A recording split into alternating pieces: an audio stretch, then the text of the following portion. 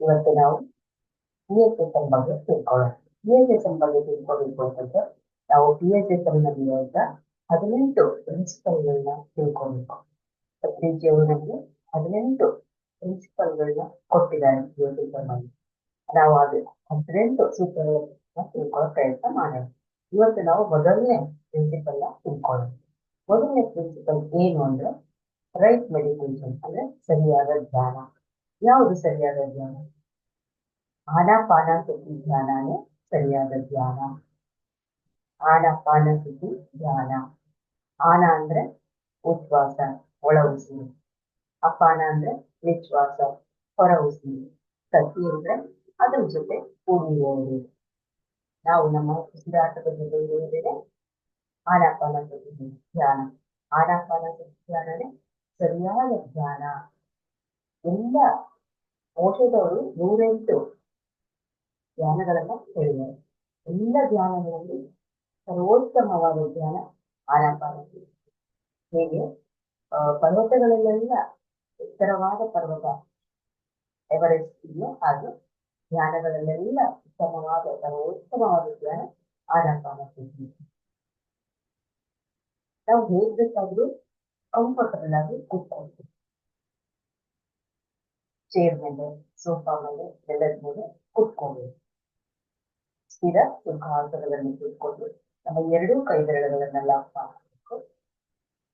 ಹಾಯಾಗಿ ತೊಡೆಗಳನ್ನ ಇಟ್ಕೊಂಡು ಕಾಲುಗಳನ್ನ ಕ್ರಾಸ್ ಮಾಡ್ಕೊಳ್ಬೇಕು. ಚೇರ್ ಬಂದಿದ್ರೆ ಪಾದಗಳನ್ನ ಮಾತ್ರ ಒಂದರ ಮೇಲೆ ಒಂದು ಹಾಕಿ ಕ್ರಾಸ್ ಮಾಡ್ಕೊಳ್ಬೇಕು. ಹಾಗೆ ಕಣ್ಣುಗಳನ್ನ ಹಗುರವಾಗಿ ಮುಚ್ಚಿ ಸುಖಾಸನದಲ್ಲಿ ಕೂತ್ಕೊಳ್ಬೇಕು. ಕಣ್ಣುಗಳನ್ನು ಹಗುರವಾಗಿ ಮುಚ್ಚಿದಾಗ ನಮ್ಮ ಸಹಜವಾದ ಉಸಿರಾಟವನ್ನು ಗಮನಿಸ್ತಾ ಇರಬೇಕು. ಮನದಲ್ಲಿ ಯಾವುದೇ ಆಲೋಚನೆಗಳನ್ನ ನಾವು ಮಾಡಬಾರದು. ಆಲೋಚನೆಗಳನ್ನ ಕೂಡ ಗಮನಿಸಬೇಕು. ಸಹಜವಾದ ಉಸಿರಾಟವನ್ನು ಗಮನಿಸ್ತಾ ಇರಬೇಕು. ಇದರಲ್ಲಿ ಯಾವುದೇ ಕಷ್ಟಕರವಾದಂತ ಆಸನಗಳಾಗಲಿ ಪ್ರಾಣಾಯಾಮವಾಗಲಿ ಇಲ್ಲ. ಸುಲಭವಾದ ಪ್ರಾಣಾಯಾಮ. ಬರೀ ನಮ್ಮಲ್ಲಿ ನಡೀತಾ ಇರುವಂತ ಸಹಜವಾದ ಉಸಿರಾಟನ ಗಮನಿಸ್ತೀವಿ. ಕುಂಭಕ, ರೇಚಕ ಮತ್ತೆ ಹಠಯೋಗ ಯಾವುದೂ ಇಲ್ಲ. ತುಂಬಾ ಸರಳ, ತುಂಬಾ ಸುಲಭ. ಹಾಗೆ ಈ ನಮ್ಮ ಧ್ಯಾನವನ್ನು ನಾವು ಮಾಡ್ಬೇಕು, ಮತ್ತೆ ಅಭ್ಯಾಸ ಮಾಡ್ಬೇಕು, ಮತ್ತೆ ಬೇರೆಯವರಿಗೆ ಕಲಿಸ್ಬೇಕು, ಮತ್ತೆ ಪ್ರಚಾರ ಮಾಡ್ಬೇಕು. ಇದು ನಮ್ಮ ಸೇವೆ.